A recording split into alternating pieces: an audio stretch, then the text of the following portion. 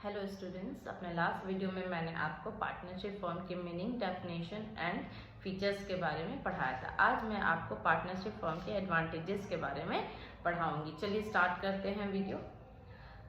Partnership form जो होता है बहुत इजी टू फॉर्म होता है, क्योंकि उसमें बहुत ज़्यादा लीगल फॉर्मेलिटीज़ नहीं होती हैं। सिर्फ एक एग्रीमेंट होता है जो कि सारे पार्टनर्स म्यूचुअली कंसेंट से बनाते हैं, जिसमें वो फॉर एग्जांपल अपना profit sharing ratio, capital ratio, risk bearing ratio और बहुत कुछ लिखते हैं, जिसके बारे में मैं आपको बताऊंगी जब मैं आपको पार्टनरशिप डीड बताऊंगी कि एग्रीमेंट के अंदर कौन कौन से क्लॉजेस होते हैं।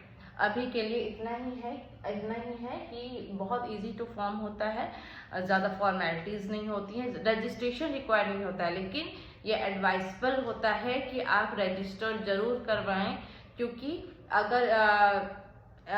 अगर इन फ्यूचर कोई डिस्प्यूट्स होता है, कुछ होता है, तो अगर हमारे पास रिटर्न प्रूफ नहीं रहेगा, रिटर्न एविडेंस नहीं रहेगा, तो हम लोग किसी भी पार्टनर को श्यू नहीं कर पाएंगे, केस नहीं कर पाएंगे।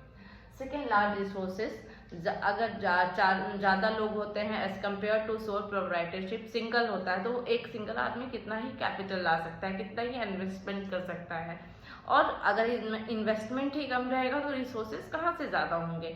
बट इन पार्टनरशिप क्या होता है कि हमारा इन्वेस्टमेंट ज़्यादा होता है, क्योंकि 4-5 जने जो होते हैं वो अपने अपने कैपेसिटी के अकॉर्डिंग कैपिटल इन्वेस्ट करते हैं, तो हम लोग रिसोर्सेज भी उस अकॉर्डिंग परचेज कर सकते हैं। इसलिए पार्टनरशिप फॉर्म में रिसोर्सेज लार्ज होते हैं। Greater managerial talent. सारे एक सिंगल पर्सन के अंदर कितना ही टैलेंट होगा, अलग अलग लोगों के अंदर अलग अलग टैलेंट होता है।